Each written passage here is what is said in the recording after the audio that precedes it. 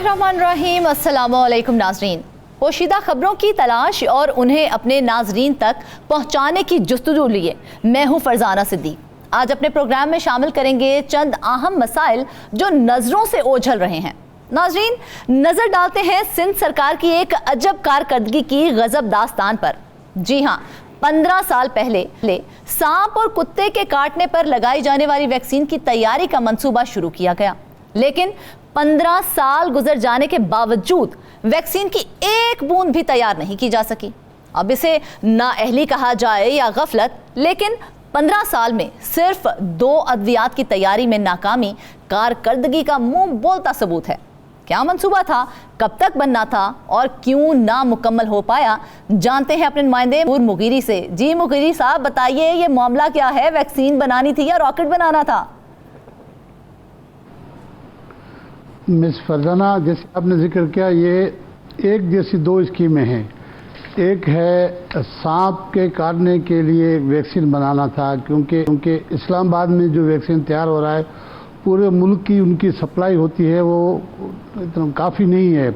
तो सिंध में केसेस भी ज़्यादा हो रहे थे। तो जैसे 11 सालों के बाद पीपल्स पार्टी की 97 की गवर्नमेंट जाने के बाद 2008 में हुकूमत आई, तो पहले साल में इन्होंने एक स्कीम शुरू की 60 करोड़ रुपए की लागत से कि सांप के काटने के लिए एक वैक्सीन बनाएंगे, हम खुद बनाएंगे इस्लामाबाद से या किसी और जगह से हम नहीं लेंगे। अच्छा। क्योंकि एक तो वो महंगी मिल रही है, वो बाहर से 3000 से 4000 की एक वायल आ रही थी, तो इनको वो सस्ती पड़ रही थी। तो 60 करोड़ रुपए की लागत से महकमा सेहत ने वो स्कीम शुरू की 2008, अभी 2024 है, अभी तक एक भी वायल नहीं बना सके हैं। अच्छा।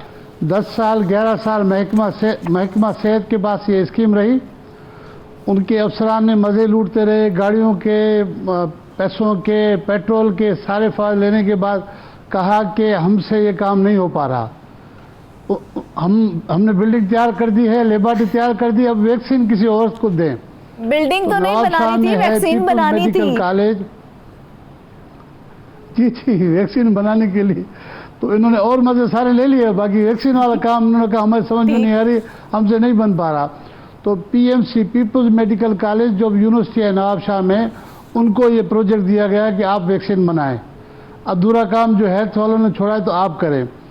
तो 3 साल तक वो भी कोशिश करते रहे। उन्होंने क्या बेनिफिट लिए अभी उनके बारे में मैं आगे बताऊंगा, लेकिन उनसे भी ये मामला हल नहीं हुआ। अच्छा। तो फिर जाके इन्होंने कहा कि भाई दे दो इनको जानवरों वालों महकमे को, लाइव स्टॉक को, वो खुद ही आपको बना के देंगे।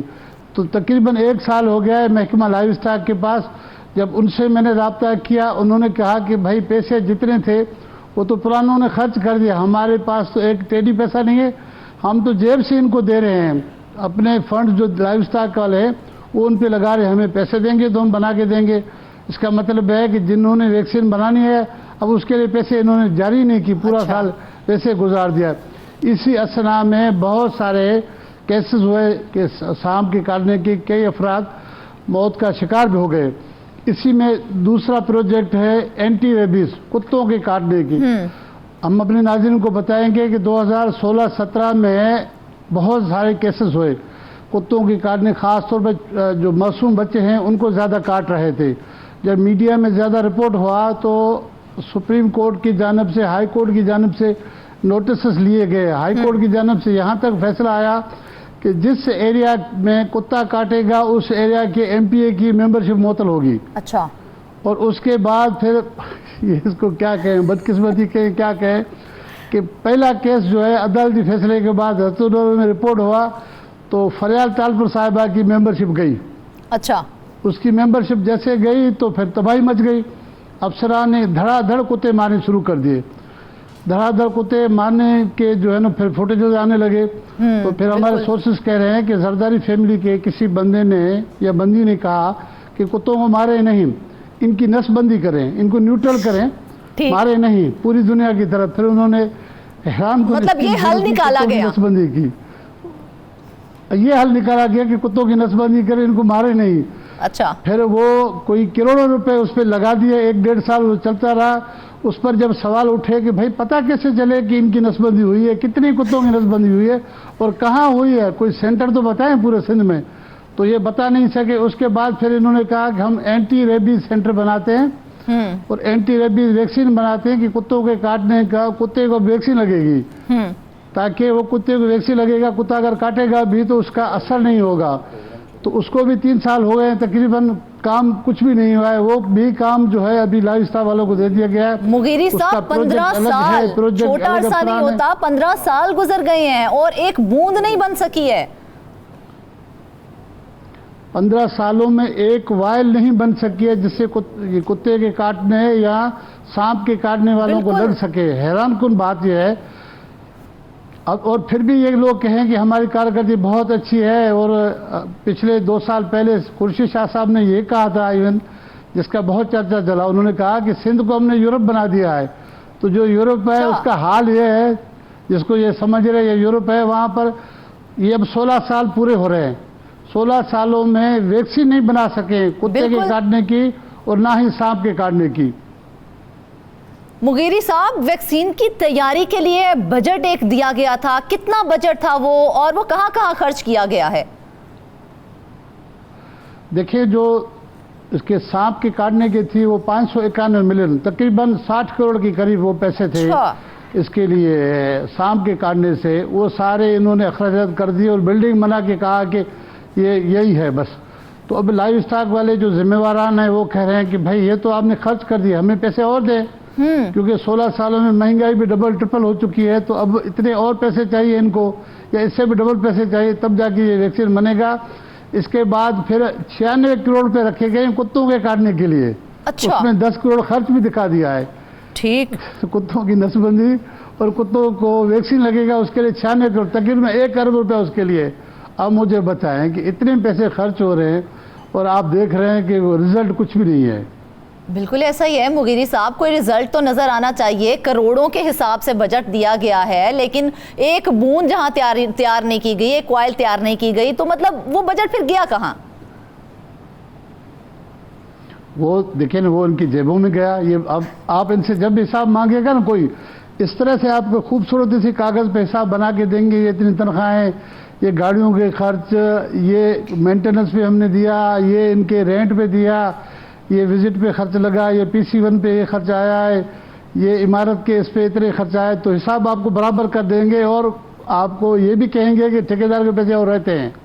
तो हमारे वाले जो बंदे हैं, अफसरान जो हैं, वो हिसाब के ऐसे मास्टर हैं कि आप कोई हिसाब उनसे ना ले, अगर हिसाब लेंगे तो आपको और जो है ना हिसाब देना पड़ेगा उनको। अच्छा। लेकिन सबसे ज़्यादा जो मिस फरजाना हैरानकुन बात यह है कि जो लोग नाकाम हुए हैं, महकमा सेहत के जो वैक्सीन बनाने के लिए 10 साल जिन्होंने लगाया, वैक्सीन नहीं बना सके, उसमें से किसी एक को अभी तक जिम्मेदार ठहराया नहीं गया, किसी एक के खिलाफ सजा नहीं हुई है, किसी एक को चार्जशीट नहीं मिली। वही लोग फिर किसी और प्रोजेक्ट में हैं। प्रोजेक्ट इनके लिए सोने की कान के बराबर है। प्रोजेक्ट जहाँ भी हो तो बड़े बड़े सिफारशी लोग कोशिश करके वहाँ जाते हैं, क्योंकि वहाँ पर पैसे सबसे ज़्यादा होते हैं, मराज ज़्यादा होते हैं, तनख्वाह के अलावा स्पेशल इंक्रीमेंट्स मिलते हैं, लग्जरी गाड़ियाँ होती हैं, जब कोई होता है, कुछ तैयार किया जाता है, कोई इस तरह का मंसूबा तैयार किया जाता है, तो वर्क फ्रेम भी होता है, उसका फ्रेम बनाया जाता है कि इस हिसाब से जो है वो मंसूबा पाया तकमील तक पहुंचेगा। बजट दे दिया गया तो बजट उस हिसाब से ही बनाया गया होगा ना। तो वो सारा बजट जो है क्या लेबोरेटरी की तैयारी पर लगा दिया गया? वैक्सीन के लिए तो मतलब कुछ बचा ही नहीं। नहीं, वैक्सीन के लिए कुछ भी नहीं बचा है, क्योंकि महकमा लाइव स्टॉक वालों से मैंने पूछा कि आप तो एक्सपर्ट हैं, आप तो पहले भी बनाते रहे हैं मुख्तलिफ वैक्सीन जानवरों के लिए, तो इसका क्या हुआ? उन्होंने कहा हम बिल्कुल बना सकते हैं, हमारे पास एक्सपर्टीज़ हैं। अच्छा। और हमारे पास ही हैं। लेकिन इन्होंने हमें ये काम तो दे दिया, खाली लेबॉरेटरी दे दिया, बजट नहीं देंगे तो हम जो वहाँ पर जानवर हैं जिनसे हमें वैक्सीन बनाना है, उस पर हम खुद 1 लाख रुपये महीने के अखराजात कर रहे हैं। वो खुद लाइव स्टॉक से लेकर हम उधर लगा रहे हैं इस प्रोजेक्ट के लिए। हमें बजट ही नहीं है। जब तक बजट नहीं होगा हम वैक्सीन कैसे बनाएंगे? तो ये साल भी इस तरह से गुजर गया, 15 साल पहले और एक दिन 16वां साल। कमाल है, 15 साल पहले जो बजट दिया गया था वो करोड़ों की तादाद में था, करोड़ों रुपए थे, और वो सारा लगा दिया। और अब कहा जा रहा है कि 60 करोड़, बिल्कुल छोटी अमाउंट नहीं होती मुगीरी साहब, छोटी अमाउंट नहीं होती है। तो वो सारा 60 करोड़ जो है वो इमारत बनाने में लगा दिया, तो फिर जो मंसूबा था वो कहाँ गया? उसको कोई पूछने वाला नहीं। कोई पूछने वाला नहीं। मैंने हेल्थ मिनिस्टर से पूछा है, आज मैंने उनको मैसेजेस किए हैं कि मेहरबानी करके आप अपना वर्जन दें कि इतने पैसे जिन्होंने खर्च किए और नाकाम हुए तो उनके खिलाफ कोई कार्रवाई, कोई सज़ा, हाँ, या वजह क्या है कि वो नाकाम हुए। अगर वो बना नहीं सकते थे तो इनको ये प्रोजेक्ट किसने दिया, बिल्कुल, किसने डिज़ाइन किया, और आपने अच्छा काम किया।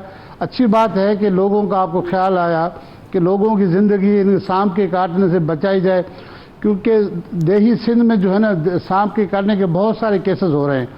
मैं अभी इनके पेपर्स पढ़ रहा था, इनके अपने गवर्नमेंट के पेपर्स हैं, तो उसमें बताया गया है कि जो ज़मीनों में काम करने वाले लोग हैं 80%, 79% उनको सांप काटता है, और 78% वो सांप है जो जहरीला है, जिससे अमवात होती हैं। बिल्कुल। तो सांप बनाने की वैक्सीन हमें इतनी अहलियत नहीं।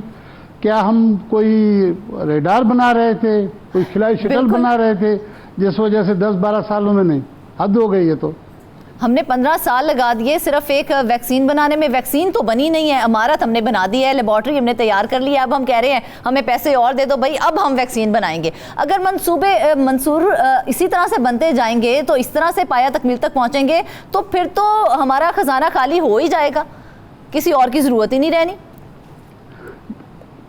देखिए, खजाना तो हर साल खाली होता है, फिर नए पैसे फेडरल गवर्नमेंट से आपको सूबे को शेयर तो मिलता है ना, उसमें से नए पैसे आएंगे।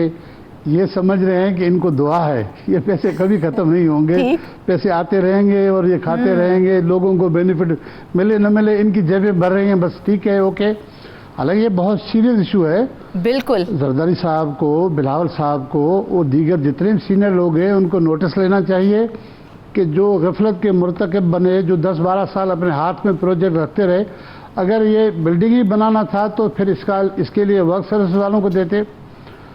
महकमा हेल्थ ने अपने जिम्मे ये स्कीम क्यों ली? जब स्कीम ली और नाकाम हुए तो उनके खिलाफ कार्रवाई क्या हुई है? कोई नहीं, कोई बताने के लिए भी तैयार नहीं है, बात करने के लिए तैयार नहीं। जिससे बात करो वो कह रहे हैं इंशाल्लाह आप देखेंगे ये वैक्सीन बन जाएगी। अब शायद ये समझ रहे हैं कि पीपल्स पार्टी की कोई सिंध में 30-40 साल हुकूमत चलेगी। तो मंसूर, इस हवाले से कोई इंक्वायरी की गई? इंक्वायरी में कोई बात सामने आई है इस हवाले से? किस चीज की इंक्वायरी? कि भाई इतना 60 करोड़ का करेंगे तो बजट, पता लगेगा ना। 60 करोड़ का बजट, उससे बढ़ के पीरियड 15 साल पीरियड, एग्जैक्टली 15 साल, और उसमें हम कोई कारकर्दगी नहीं दिखा सके हैं। अच्छा, अब जिम्मेदारान किनको ठहराया जाएगा मंसूर? जिम्मेदारान, सच्ची बात यह है कि महकमा सेहत वाले खुद जिम्मेवार हैं। अगर उनमें अहलियत नहीं थी तो ये स्कीम नहीं लेते। जिनका काम है, जो बना सकते थे, उनके हवाले किया जाता तो ये इतना ना टाइम लगता ना पैसे ज़ाया होते। मैं सिर्फ आपको मिट्टी शहर है, मिट्टी डिस्ट्रिक्ट थरपारकर, जहाँ पर रेगिस्तान है, वहाँ पर सांप के ज़्यादा केसेस हुए। एक साल में बताया गया है कि 462 केसेस रिपोर्ट हुए, 462। अच्छा, एक साल में सिर्फ एक ज़िले के मिट्टी के मैं बता रहा हूँ कि 462 केसेस, दादू में एक अजला में 264 केसेस, और जिसमें बता रहे हैं कि 78% जो है ना वो ये जहरीले सांप के काटने वाले हैं। सही। और ज़्यादातर वो लोग हैं जो जाके ज़मीनों पे काम करते हैं, और ख़ास तौर पर ये जो गर्मियों के महीने हैं, गर्मियों के महीने में सबसे ज़्यादा केसेस होते हैं। और दूसरा, जब मानसून की बारिशें आ जाए उसमें भी सांप ये बाहर निकल आते हैं, बिल्कुल, और छुपे रहते हैं। ये काम करने वाले की नज़र तो नहीं पड़ती है, ज़ाहिर है, जैसे पाँव पड़ गया, हाथ लग गया तो वो काट लेते हैं। तो वहाँ से हॉस्पिटल बंदा जाए और वहाँ वैक्सीन न हो, मुझे बताएं कितनी अजियत में वो लोग होते हैं, तड़पते हैं। और ऐसे फुटेज हमने देखे भी हैं। वो शख्स तो मतलब तड़प तड़प के मर जाएगा, लेकिन कोई उसका पुरसाने हाल तो कोई भी नहीं होगा। फिर कोई नहीं है। हमने 3-4 साल पहले एक दादू में एक बच्चे का देखा था, सारी रात वो बेचारा तड़प रहा था, लेकिन वहाँ पर वैक्सीन अवेलेबल नहीं थी, बच्चा फौत हो गया था। उसके बाद शायद कामिल शाह साहब थे सीएम, तो उन्होंने सीरियस नोट लिया था कि भाई इसकी इंक्वायरी करें, लेकिन वो हुआ कुछ भी नहीं। वही बातें हैं कि भाई एंटी स्नेक जो वैक्सीन है वो अवेलेबल कम है, इस्लामाबाद से हम मंगा लेते हैं, हमें जितनी क्वांटिटी मिल रही है, केसेस उससे ज़्यादा हो रहे हैं, तो मुश्किल से ये जाके इनका गुजारा होता है। तो अच्छा मंसूर, आपने हमें बताया कि अब ये जो है ये महकमा लाइव स्टॉक को ये स्कीम दे दी गई है, तो क्या उनको फंड्स भी जारी किए गए हैं? अभी तक नहीं हुए। महकमा लाइव स्टॉक को ये दोनों स्कीम दी गई हैं। अच्छा। एक सांप के काटने वाली, एक कुत्ते के काटने वाली, दोनों वैक्सीन आप बनाएं। तो उनको पैसे नहीं मिले हैं।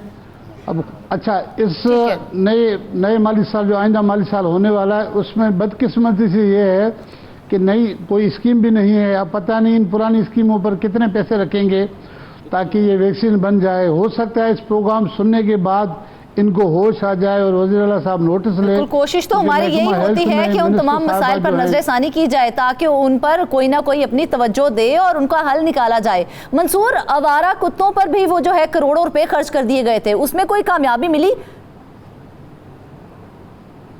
कुत्तों वाली तो हैरान कुन स्टोरी है कि मुझे समझ में नहीं आ रहा कि ये किसने इनको ये प्लान बना के दिया कि कुत्तों को मारे नहीं, कुत्तों की नसबंदी करें।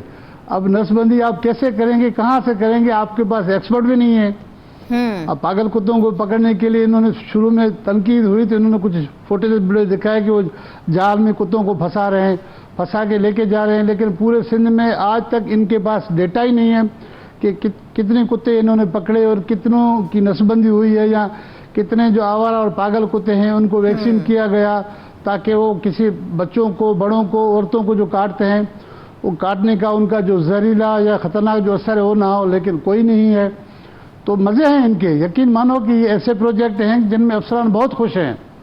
बिल्कुल ऐसा ही है, अफसरान तो खुश हैं। 15 साल में हजारों कीमती जहां हैं वो जाया हो चुकी हैं और करोड़ों रुपए का हिसाब देने वाला भी कोई नहीं है। ये एक बहुत बड़ा सवालिया निशान है हुक्मरानों के लिए और उनको इसका जवाब देना पड़ेगा। नाजरीन, वापस आएंगे एक ब्रेक के बाद।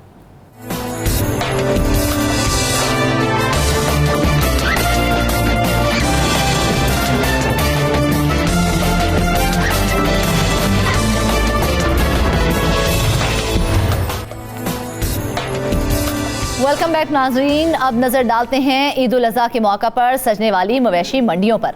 लाहौर में लगने वाली मंडी में सहूलियात का तो फुकदान है, मगर होशरुबा फीस और चार्जेस ने व्यापारियों और शहरियों के नाक में दम कर रखा है। मंडी में दाखिले से लेकर उसके इनखला तक व्यापारियों और शहरियों को बेदरेग लूटने का सिलसिला जारी है। मंडी में जानवरों की खुरली से लेकर व्यापारी की चारपाई तक की फीस वसूल की जा रही है। जानवर खरीदकर घरों को लौटने वाले शहरियों से वसूलियां भी मामूल के मुताबिक की गई हैं। लूट मार की इस होशरुबा दास्तान पर बात करेंगे। हमारे साथ मौजूद हैं अमीन। फहीम, इस तमाम खबर की डिटेल्स हमारे साथ शेयर करें, ये मामला क्या है? फरजाना, मैं आपको बताऊं तो लाहौर की शाहपुर कांजरा मवेशी मंडी जो है, ये पूरा साल यहाँ पर कारोबार होता है जानवरों की खरीदो फरोख्त का। और अभी रिसेंटली इसलिए इसकी ऑक्शन हुई है 220 करोड़ रुपए में। सिर्फ लाहौर की शाहपुर कांजरा मवेशी मंडी जो है, अच्छा। वहाँ का ठेका दिया गया है, यानी कि कम से कम तकरीबन 5-5.5 करोड़ रुपए फी हफ्ता जो है वहाँ पर जो कारोबार जो है अगर हो, इतनी रिकवरी हो तो सिर्फ और सिर्फ जो ठेके के पैसे हैं वो रिकवर होते हैं ठेकेदारों की जानिब से। अब सूरत हाल ये है कि ये जो तमाम पैसे जो हैं वो कवर करने के लिए जो गैर ज़रूरी टैक्सेस हैं वो तक वसूल किए जा रहे हैं। अच्छा। यानी कि अब जो सरकारी फीस वसूल की जा रही है, अगर गायें आप मंडी में एंटर करते हैं तो उसकी फीस 500 रुपये है। अच्छा। अक्सर औकात जब बुध के रोज़ यहाँ पर मंडी लगती है तो लाहौर के बाहर से व्यापारी आते हैं तो वो ये शिकायत करते हैं कि ये 500 रुपये फी जानवर की बजाय ये 700-800 और कई दफ़ा 1000 रुपये तक ये बात पहुँच जाती है। अच्छा। जब जानवर मंडी में दाखिल हुआ, आपने फीस पे की, उसके बाद अगर व्यापारी ने वहाँ पर अपनी चारपाई रखनी है तो सरकारी रेट जो है उसका भी 400 रुपये मुकर्रर अच्छा। कर दिया गया है कि आपने अपने जानवरों के पास अगर चारपाई रखनी है उसकी कीमत, उसके बाद जानवर को अगर आपने मंडी में बांधना है तो 300 रुपया आपने उसका भी देना है। उसके बाद आपने वहाँ से पानी जो है वो भी ख़रीद कर जानवरों को भी देना है और ख़ुद भी देना है। और साथ जिस जगह पर जानवर रखे जाते हैं वहाँ पर एक पराली नीचे डाली जाती है जानवरों के नीचे ताकि उन्हें दुश्वारी ना हो। उसकी कीमत भी जो है वो 6000 रुपये मुकर्रर की गई है, लेकिन उसकी कीमत भी जो है जितनी दिल करता है उतनी, यहाँ तक कि हमारे पास ये भी शिकायत आई कि ये 8000 से 10000 तक जो है इसकी फ़ीस भी वसूल की जाती है। अच्छा। जबकि सरकारी तौर पर इस जानवर को जो वहाँ से ख़रीद लिया जाता है उसके वापस जाने के कोई पैसे नहीं हैं, लेकिन अक्सर औकात वहाँ पर उसका भी 300 रुपया फ़ी जानवर वसूल किया जाता है। इस वक्त लाहौर शहर में जो गोश्त की, मटन की जो कीमत है वो 2000 से 2500 के दरमियान है। अच्छा। तो अगर आप ये देखें तो उसके ऊपर भी जो महंगाई का बराह रास्त असर जो है इनका जो मंडी के टैक्सेस हैं उसका होता है, उसके बाद फिर जो है वो बाकी चीज़ें होती हैं। तो मामला ये है कि यहाँ पर अमूमन यहाँ पर व्यापारियों की जहाँ के ठेकेदारों से लड़ाई होती रहती है, फिर पुलिस भी अमूमन हफ्ते में 2-3 FIR जो हैं यहाँ के व्यापारियों को भी के ऊपर भी काटती है कि जी कि इन्होंने हमें कंपनी वालों को ये किया। अब अजीब सा सिस्टम है कि आपने कैटल मैनेजमेंट कंपनी बनाई हुई है और उसके नीचे आप ठेके दे रहे हैं, यानी कि आपका काम है कि आपने कंपनी को ने यहाँ पर पूरे इंतजाम सहूलियात देनी है और इनको कहा गया था कि ये मॉडल मंडियाँ बनाई जाएंगी। वहाँ पर ना तो किसी किस्म का कोई शेड है ना कुछ है, खुला मैदान है और व्यापारियों ने अपनी मर्जी अपने तहत जो है वहाँ पर जो है आर्जी तौर पर छतें डाली हुई हैं। तो ना तो वो कैटल मैनेजमेंट कंपनी में कहीं दिखाई देती है कि उसने इंतजाम को कुछ बेहतर किया है। दूसरा, यहाँ पर जो ठेकेदार हैं उन्होंने अपनी यहाँ पर अलहदा से की हुई है, क्योंकि उनके पास ये जवाब है कि उन्होंने तो अरबों रुपए के ठेके ले लिए हैं। भाई अरबों के ठेके आपने लिए हैं। अच्छा फहीम, एक जो सवाल यहाँ पे मेरे ज़हन में आ रहा है, नाजायज़ फीसें कहा जा रहा है कि बहुत ज़्यादा ली जा रही हैं, ये वसूल कौन कर रहा है? ये सरकारी अहलकार हैं या फिर ठेकेदार हैं सिर्फ वो वसूल कर रहे हैं? देखें जी, जो इस मंडी को चलाने के लिए लोग हैं वो कैटल मैनेजमेंट कंपनी के हैं, उनके साथ उनकी सपोर्ट में जो लोग हैं वो ठेकेदार के हैं। यानी कि कैटल मैनेजमेंट कंपनी जो है उसने अपने हाथ खड़े कर दिए हैं कि वो ये सिस्टम नहीं मैनेज कर सकती कि इस मंडी में कितने जानवर आ रहे हैं, कितने जा रहे हैं, क्या ये उससे कोई ताल्लुक नहीं है। सिर्फ उनका ताल्लुक ये है कि यहाँ पर रास्ता सीधा रहे, यहाँ पर कोई बंदा रास्ते के ऊपर अपना जानवर ना लेकर आए। तो फिर इस डिपार्टमेंट का जिसने अभी तक इतने अरबों रुपए कमा लिए हैं, मंडियों पर तो उसके असरात दिखाई नहीं दे रहे। बिल्कुल, मंडी को फहीम देखा जाए तो आपने जिस तरह से बताया कि पानी तक वहाँ पे मुयस्सर नहीं है, तो इतनी गर्मी के मौसम में जब पानी भी नहीं होगा, क्या फ़ायदा ऐसी मंडियाँ बनाने का? देखिए, मॉडल मंडियाँ तो यही थी ना कि वहाँ पर हर किस्म की सहूलत फराहम की जाएगी, लेकिन वहाँ पर सहूलत के नाम पर तो सिर्फ एक धोखा है। जो ये गरीब लोग हैं, व्यापारी पूरे पंजाब से पाकिस्तान से आते हैं, वो जब यहाँ पर आते हैं तो वो यही शिकायत हमेशा से करते हैं। ख़ास तौर पर ईद के मौके पर तो उनकी शिकायत ये होती है कि वो यहाँ पर आए हैं तो यहाँ पर सहूलियात जी जो उनसे फीसें वसूल की जाती हैं वो तो कर ली जाती हैं, लेकिन जो उनको सहूलियात देने वाले कैटल मैनेजमेंट कंपनी के लोग हैं वो बिल्कुल बेबस नज़र आते हैं। फरजाना, ये मैं बताऊँ कि सिर्फ लाहौर की शाहपुर कांजरा मंडी का नहीं हाल, साहिवाल की मंडी के हवाले से भी यही शिकायतें आई हैं। दीगर जो शहर है वहां पर भी मंडियों में वो यही कहते हैं कि ठेकेदार जो हैं वो तो कैटल मैनेजमेंट कंपनी के लोगों की चलने नहीं देते, क्योंकि वो कहते हैं कि हमने करोड़ों रुपया अपना यहाँ पर इन्वेस्ट किया हुआ है, तो सिर्फ कैटल मैनेजमेंट कंपनी के लोग जो हैं वो सिर्फ तमाशा ही बने हुए हैं। ना उनका कोई रोल नजर आता है, ना कोई किसी किस्म का कोई इकदाम नजर आते हैं, ना कंट्रोल नजर आता है। कुछ दिन पहले भी किसी तरह की एक FIR उन्होंने कुछ लोगों पर कटवाई और उसमें तकरीबन 50-60 लोगों को उन्होंने नामालूम करार देकर जो है वहाँ पर FIR करवा दी। अब हुआ ये कि 2 लोगों को पकड़ा और उसके बाद जो व्यापारी थे वो व्यापारी जो थे वो डर गए, क्योंकि उन्हें यहाँ पर ये धमकियाँ दी जाने लगी कि अगर किसी ने भी आवाज़ उठाई तो जो गैर नामालूम अफराद का नाम उन्होंने अपनी FIR में लिखा हुआ है उसमें उनको डालकर उनको पुलिस स्टेशन पे पुलिस को पकड़ा दिया जाएगा। और उसके बाद फिर कुछ लोगों को इस तरह किया भी गया कि वो नामालूम लोगों के ऊपर जो FIR हुई थी उसमें वहाँ पर जो व्यापारी थे मंडी में काम करने वाले वो पुलिस स्टेशन जाके बैठ गए और वो ये कहते रहे कि हमारा क्या कसूर है, हमें क्यों पकड़ कर लाए हैं। लेकिन मंडी के लोग जो हैं वो कहते जी कि हमें तो पता नहीं। भाई अगर आपको नहीं पता तो फिर इनको गिरफ्तार करके पुलिस क्यों लेगी, आपने जो मुकदमा इन पे दर्ज करवाया। और इस तरह के लातदाद वाकयात हैं। अमूमन वहाँ पर जो है जैसे कि बुध के रोज़ मंडी लगती है तो वहाँ पर अमूमन लड़ाई झगड़े होते हैं और जो लोग थोड़ा सा मुँह जोर होते हैं तो फिर उनके मुँह बंद करने के लिए फिर दूसरे तरीके भी इख्तियार किए जाते हैं। अच्छा फहीम, मंडी जब बनाई जाती है ऑब्वियसली एक फिक्स्ड रेट जो है वो भी बताया जाता होगा कि इतना फिक्स्ड रेट है, इतनी फीस है, तो डिफाइन किए जाते होंगे। तो क्या वो फिक्स्ड रेट डिफाइंड नहीं थे जो जायद वसूलियां की जा रही थी?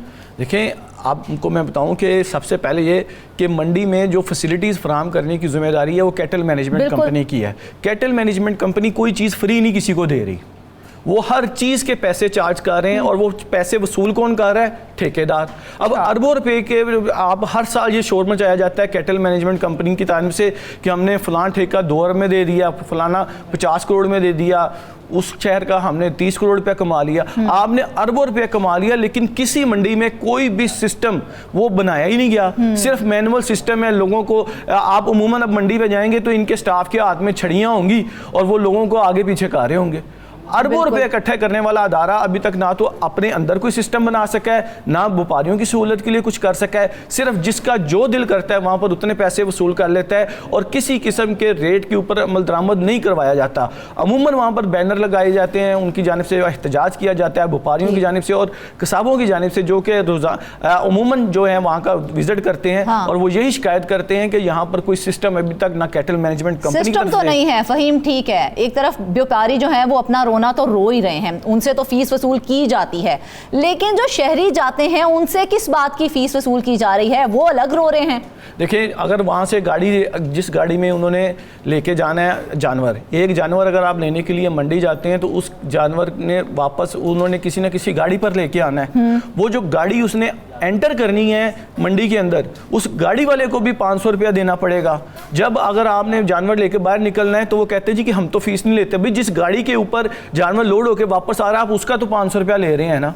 तो अगर आप उसको, अगर आपने इसी तरह के पैसे बढ़ाने हैं तो ये खुद साख्ता एक के जोर पर पैसे वसूल किए जा रहे हैं, जिसके ऊपर हर दफ़ा जो है जैसे ही ईद आती है तो ये कहा जाता है जी कि टैक्सेस नहीं लिए जाएंगे, बाहर आने के कोई पैसे नहीं है, कोई फीस नहीं है। अभी भी 300 रुपया जो है वो फीस वसूल की जाती है और साथ किया जाता है। अच्छा फहीम, हमने इस तमाम मामले पर व्यापारियों का भी मौक़िफ़ जानने की कोशिश की है, उनका इस हवाले से क्या कहना है आपको दिखाते हैं। गवर्नमेंट को ये चाहिए कि जब ठेका देता वक्त इस चीज़ को सोचें कि इतने महंगे ठेके दे रहे हैं तो वो ठेकेदार क्या करेगा फिर। वो एक जानवर पे, बड़े जानवर पे तकरीबन 2000 रुपये पड़ जाते हैं और जो छोटा जानवर है उस पर 400-500 रुपये पड़ जाते हैं। उसमें गाड़ियों को भी अखराजात डाल देते हैं, वो जो गाड़ी बाहर निकलते हैं उसके भी पैसे डाल देते हैं। मंडियों के ऊपर जो जहाँ पे एग्जिट हो रहा है वहाँ पे एवेज़ा किया जाए कि ये एंट्री फीस है और एग्जिट का कोई नहीं है। जानवर जब एंट्री से होता है ना, जानवर मंडी में आता है, उसके ऊपर पहले गाड़ियों में टैक्स लगते हैं, टैक्स लगते हुए वो गाड़ी में टैक्स लगते हैं जो वो मंडी में आते हैं, फिर मंडी में उसकी चार्जिंग फीस है, उसके बाद आगे दाखिल होते हैं अंदर तो जहाँ पर बांधते हैं उसकी फ़ीस है, तंदी की फ़ीस है, पराली की फ़ीस है। इस तरह फ़ीसों में काफ़ी बढ़ावा आता है। ये 3 जानवर लिए हैं हमने, 100 रुपया जानवर का ये पर्ची लेते हैं बाहर निकालने के लिए, 300 रुपया हमने इनको दिया है और ये अंदर लाने का भी 100 रुपया लेते हैं। जानवर बाहर निकालने का इन्होंने मेरे ख्याल में ईच जानवर 500 या 1000 इन्होंने शायद रखा हुआ है बिला वजह का। जानवर अगर आप ख़रीदते हैं तो बाहर लेके जाने के लिए भी पैसे देने पड़ने हैं।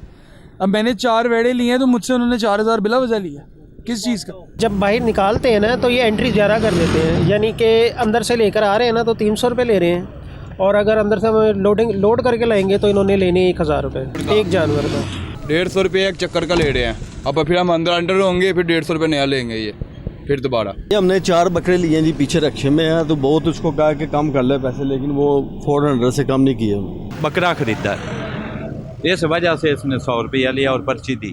इस सारी सूरत हाल पर बात करने के लिए हमें ज्वाइन किया है मैनेजर ऑपरेशंस शाहपुर कांजरा मवेशी मंडी कैसर हबीब साहब ने। कैसर साहब, बहुत शुक्रिया आपके वक्त का। कैसर साहब, ये कहिएगा, व्यापारी भी रो रहे हैं, शहरी भी रो रहे हैं, उनसे जायद और नाजायज वसूलियां की जा रही हैं फीस के नाम पर। 4 पाई तक बिछाने की जो है फीस वसूल की जा रही है, क्या कहेंगे आप इस तमाम मामले के ऊपर? जी शुक्रिया मौका देने का। मैडम ऐसा कुछ भी नहीं, ये ऐसा कुछ भी नहीं, एज पर शेड्यूल रेट है जो हमारी कंपनी की तरफ से अप्रूव्ड है और उनके अलावा कुछ भी चार्ज नहीं किया जा रहा। लेकिन वो तो ये कह रहे हैं कि जो फिक्स्ड फीस है उससे कहीं ज्यादा हमसे पैसे वसूल किए जा रहे हैं। वो तो बारहा ये शिकायत कर चुके हैं। ऐसा कुछ भी नहीं है, ऐसा कुछ भी नहीं है। आप विजिट कर सकते हैं कैटल मार्केट, ऐसा कुछ भी नहीं है।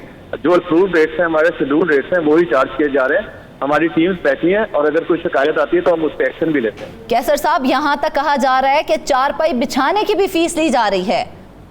नहीं मिस, ऐसा कुछ नहीं है। देखिए, आपके पास जो आपने जो SOPs जारी की हैं उसके मुताबिक आप 400 रुपया जो है वो मंडी के अंदर फीस वसूल नहीं कर रहे। 400 रुपया किस चीज का? 4 पाई बिछाने का 400 रुपया नहीं है वहाँ पे। अगर बिल्कुल ऐसा बिल्कुल भी ऐसा आपके ऊपर आपके नोटिफिकेशन के ऊपर लिखा है 300 रुपया जानवर तंदी की फीस 300 रुपया नहीं वसूल की जा रही। जी बिल्कुल, वो शेड्यूल फीस है, बिल्कुल ऐसा है। तो सर, हम यही तो कह रहे हैं कि जब एक जानवर मंडी में आता है और जानवर मंडी से आके जब बाहर निकलता है तो सरकारी फीस जो है उस जानवर के ऊपर जो है वो आपकी 1300 रुपये बनती है। और अमूमन जो है बड़े जानवर पे लोग जो हैं वो यही कहते हैं कि हमें 1800-2000 रुपये तो मंडी के एक्सपेंसेस पड़ जाते हैं, तो जानवर ने तो महंगा होना ही होना है। सर, ये सारी फीस आप हटा भी लेंगे तो जानवर बिल्कुल महंगा ही रहोगे, क्योंकि महंगाई है। उसमें हमारी फीस का या टैक्सेस का कुछ नहीं है, ये गवर्नमेंट की तरफ से अप्रूव्ड है। सारे हम गवर्नमेंट डिपार्टमेंट है, हमने भी रेवेन्यू जनरेट करना है, हमारे अपने एक्सपेंसेस होते हैं वो मीट करने होते हैं, और ये बिल्कुल मिनिमम टैक्सेस हैं, ये कुछ ज्यादा टैक्सेस नहीं है, below 1% total cost of animal है, इससे ज्यादा नहीं होगा सर। सर ये बताएं कि आपके अक्सर उमूमन शिकायत वहाँ पर पुलिस की जानिब से, आप लोगों की जानिब से बुलाया जाता है, वहाँ पे उमूमन लड़ाई होती है कि जब जानवर मंडी से बाहर निकलता है तो तब भी वहाँ पर फीस वसूल की जाती है, 300 रुपया वसूल की जाती है। आम शहरी अगर गाड़ी लेकर अंदर जाता है अपना जानवर लोड करवाने के लिए, उससे भी फीस वसूल की जाती है। तो ये फीसें तो फिर गैर कानूनी हुई ना, कि जो एक जानवर लेने जा रहा है वो भी एक अपनी गाड़ी जा रहा है लेके, तो उसके ऊपर भी आप अपनी फीस वसूल कर रहे हैं। सर जो आप फीस संदी फीस बात कर रहे हैं वो 300 रुपया बड़े जानवर की है जिसमें कट्टा बच्चा होता है, 100 रुपया छोटे जानवर की है जिसमें बकरा और छतरा होता है, और सर ये अप्रूव्ड रेट है और ये मंडी के अंदर ये वसूल की जाती है। तो ये शहरियों के ऊपर भी अप्लाई होते हैं कैसर साहब? मैम जो एक बकरा लेके जा रहा है, 2 लेके जा रहा है, उसके ऊपर ये अप्लाई नहीं होती।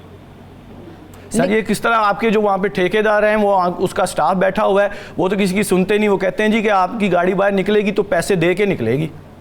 नहीं सर, ऐसा इसमें हमारा पूरा कंप्लेंट रेजोल्यूशन सिस्टम है, अगर कोई भी शहरी को ऐसा प्रॉब्लम फेस करना पड़ता है तो वो हमें इत्तला कर सकते हैं। और आपने किस तरह की किसी शिकायत के ऊपर एक्शन लिया है कि आपके पास कोई शिकायत आई है? क्योंकि हमारे पास तो मुतअद्दिद आई हैं और आप लोगों के इल्म में है कि वहाँ पर जानवर बाहर लेके जाने के भी पैसे वसूल किए जा रहे हैं। नहीं सर, बाहर आप दोबारा एक ही चीज रिपीट कर रहे हैं कि बाहर लेके जाने के, ये संदी फीस है जो कि अप्रूव्ड है। लेकिन कैसर साहब इस हवाले से व्यापारियों ने शिकायत की है, शहरियों ने शिकायत की है, व्यापारी कहते हैं कि हमसे जायद फीसें वसूल की जा रही हैं। अच्छा नहीं मैम, ऐसा बिल्कुल नहीं। चले अगर हम आपकी बात को मान भी लें कि जायद फीसें वसूल नहीं की जा रही है, फिक्स्ड फीसेस हैं, आपकी टीम विजिट करे तो इंशाल्लाह वो उसको देखेंगे कि बड़े बेहतरीन इंतजाम हैं और कोई ओवरचार्जिंग नहीं। लेकिन यही बात मैं आपसे करने वाली हूँ कैसर साहब। चले मान लिया कि वो फिक्स्ड रेट हैं जो आप उनसे फीस वसूल कर रहे हैं, उनकी जानिब से ये चीज भी कही जा रही है कि सहूलियात का फुकदान है, पानी तक पीने को मुयसर नहीं है इतनी चिलचिलाती धूप में भी। मैम हमारे जो शाहपुर मंडी में ना 2 हमारे पास फिल्ट्रेशन प्लांट हैं, और इसके अलावा हमने 9 water cooler, electric water cooler हमने लगाए हैं, और ये बिल्कुल वाफिर मिकदार में पानी है और इसमें कोई मसला नहीं है। और ये पानी जो है उनको कीमत के एवज दिया जाता है? वहाँ पे लोगों ने ट्यूबवेल ये फ्री ऑफ कॉस्ट है। कैसर साहब वहाँ पर लोगों ने, जो व्यापारी आए हुए हैं, वो कह रहे हैं कि यहाँ पर मोटर लगाते हैं, मोटर लगा के हम अपना पानी जो लेकर आते हैं, जिसने मोटर नहीं लगाई हुई उसको पानी जो है लेके आने के लिए वहाँ से उनको लिए उसको पैसे खर्च करने पड़ रहे हैं, उनको देने पड़ रहे हैं, जिन्होंने वहाँ पर मुस्तकिल बोर करवाए हुए हैं, बगैर पैसे दिए कोई पानी नहीं दे रहा जानवरों के लिए। ऐसा नहीं है, मोटरें लगी हुई सर वो एनिमल के लिए है सर, वो सर इसके लिए नहीं है, ह्यूमन कंजप्शन के लिए नहीं है। तो सर वही बात कर रहे हैं ना, वो जो पानी जानवर पी रहे हैं वो भी तो खरीद के पी रहे हैं ना। नहीं सर, हमारे पास तो वाटर ट्रक्स मौजूद है, 13 वाटर ट्रक्स हैं, और हर पाड़े में अपनी इंडिपेंडेंट मोटर लगी हुई है, तो कोई पानी क्यों खरीद के पीना आएगा? मतलब आप कह रहे हैं कि किसी किस्म की कोई शिकायत नहीं है, आपने मुकम्मल सहूलियात जो है वो दी हुई हैं। एनिमल जो टेम्परेरी शेड्स हैं उनपे 150 के करीब वाटर मोटर है, और हमारे पास 16 वाटर ट्रक्स हैं जहाँ पे बिल्कुल ये फ्री ऑफ चार्ज है, इसमें तो कोई मसला भी नहीं। लेकिन व्यापारी ये भी शिकायत कर रहे हैं कि जो उनको फीस वसूल नहीं अगर देता, उस चीज के ऊपर एतराज उठाता है तो उसके खिलाफ FIR कर दी जाती है।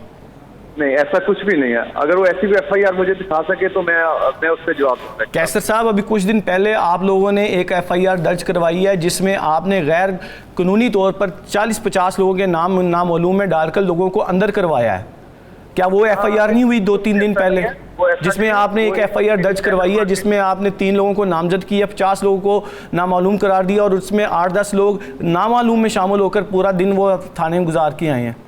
सर बिल्कुल ऐसा नहीं है, एक इलीगल मंडी है जिसके खिलाफ सिटी डिस्ट्रिक्ट गवर्नमेंट कमिश्नर साहब फैक्ट्री साहब के ऑर्डर पे ये एक्शन हुआ है। इलीगल कैटल मार्केट थी और हमारी मंडी के बाहर, उसके खिलाफ एक्शन हुआ है। उस इलीगल कैटल मार्केट की वजह से हमारा मंडी का सारा ट्रैफिक सिस्टम चौक हो जाता था, मुल्तान रोड चौक हो जाती थी, उसके खिलाफ सर एक्शन हुआ है, उसको बंद किया गया, उसी की FIR करवाई गई है, वो बिल्कुल ऑथेंटिक है, उसमें कोई मसला भी नहीं। तो वही तो मैं कह रहा हूँ कि उसी FIR में आपने नामालूम लोगों में अपने व्यापारियों के नाम डालकर दिए हैं। नहीं सर, बिल्कुल ऐसा नहीं है, किसी को टारगेट नहीं किया गया, 100% मेरिट पे सर वो केस है।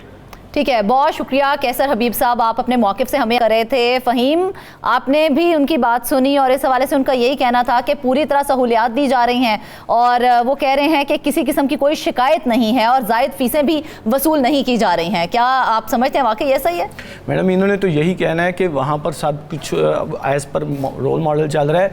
वहाँ पर बड़े जानवरों की फ़ीस जो है वो भी कई दफ़ा 700, 800, 800, 1000 रुपये तक वसूल की जाती है। बुध के रोज़ वहाँ पर अगर जाएँ जहाँ पर पूरे पंजाब से लोग आए हुए होते हैं, पर्चियाँ लेकर पैसे वसूल करके पर्ची बाहर लेके जाने की इजाज़त नहीं दी जाती।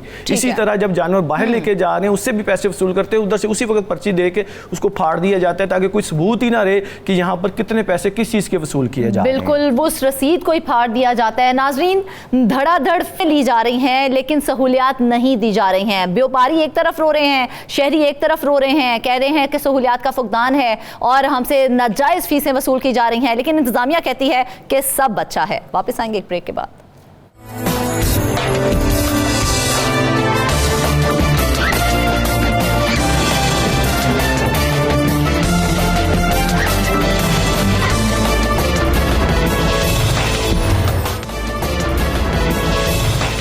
वेलकम बैक नाजरीन, अब बात करेंगे महकमा औकाफ सिंध की।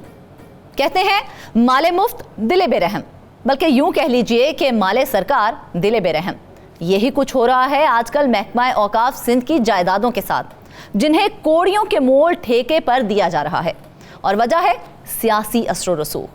सियासतदानों के फ्रंटमैन को सौंपी जाने वाली ये जायदादें भारी रेवेन्यू का बाइस बन सकती हैं, लेकिन उन्हें ज़ाती कमाई का जरिया बना लिया गया है। ये सब कैसे हुआ जानते हैं। हमारे साथ मौजूद हैं शाहिद हुसैन सैलरा। शाहिद हुसैन, बताइए आखिर ये मामला क्या है, अंदर की खबर क्या है? जो महकमा औकाफ की प्रॉपर्टीज़ हैं जिसमें कमर्शियल प्रॉपर्टीज़, इसके अलावा मदरसे और मुसाफिर खाने शामिल हैं, उनके साथ साथ ज़री ज़मीनें भी हैं सूबे के मुख्तलिफ अजला में। कुछ दस्तावेज़ात हमारे सामने आई हैं। दस्तावेज़ात के मुताबिक करप्शन के अंबार लगे हुए हैं, हर तरफ करप्शन ही करप्शन है। सूरत हाल कुछ यूँ है कि अगर हम ज़री ज़मीन की बात करें कि किस ज़िले में कितनी ज़मीन है, तो उसके बाद फिर आगे थोड़ा सी मज़ीद वजाहत हो जाएगी कि ज़मीनें बिलाखिर हैं किसके पास और उसके बाद फिर कितने ठेके के बस जो है वो ज़मीन दी गई है। जो मीरपुर खास का इलाका है, डिस्ट्रिक्ट है, उसमें 7000, ठट्ठा में 3000, इसके अलावा 62 एकड़ ज़मीन जो है महकमा औकाफ की दीगर इलाकों में, सखर में 67 और इसके अलावा 7 में 511 और महड़ के इलाके में जो है तकरीबन जो है वो 2 एकड़ ज़मीन है। और उसके बाद लड़काना में 284, दराजा का इलाका है, वहाँ पर 13 एकड़ जो है वो ज़मीन है। और ये ज़मीनें जो है ज़री ज़मीनें हैं जो कि महकमा औकाफ को गवर्नमेंट की तरफ से मुख्तलिफ औकात में इलाट की गई थी। अब ये ज़मीनें हैं किन के पास, जो दस्तावेज़ात सामने आई हैं और उसके बाद जो मुख्तलिफ सोर्सेज से हमने चीज़ें हासिल की हैं, उसके मुताबिक ये ज़मीनें सूबे नहीं बल्कि मारूफ जो मुल्क की सियासी शख्सियात हैं उनके फ्रंट मैनों के पास हैं। अच्छा। अब जो महकमा खुद ये कार्रवाई करता है कि ये ज़मीनें वापस महकमा औकाफ के पास हैं और एक प्रॉपर जो तरीका है नीलामी का और प्रॉपर जो तरीका है किसी को ठेके पर देने का उसके ऊपर दी जाएँ। लेकिन वो जो रेलिवेंट डिपार्टमेंट है यानी कि मीरपुर खास के फ्रंट मैन या वो जो महकमे के अपने एक अफसर हैं जिनका काम है इस ज़मीन को लुक आफ्टर करने का, लेकिन वो चूंकि भर्ती सियासी बुनियादों पर किए गए हैं तो वो अपने महकमे का दिफा करने के बजाय वो उन सियासतदानों के मफादात का जो है वो ज़्यादा तहफ़्फ़ुज़ करते हैं। इसलिए वो ज़मीनें जो लाखों या हज़ारों रुपए सालाना ठेके पर दी जा सकती थी फ़ी एकड़ के हिसाब से, वो ज़मीन महज 400-500 रुपए फ़ी एकड़ के हिसाब से दी गई है। हैरान कुन सूरत हाल ये भी है कि इन ज़मीनों के जो 400 या 500 रुपए फ़ी एकड़ के हिसाब से मुख्तस की गई है, वो 400-500 भी महकमे को नहीं दिए जाते।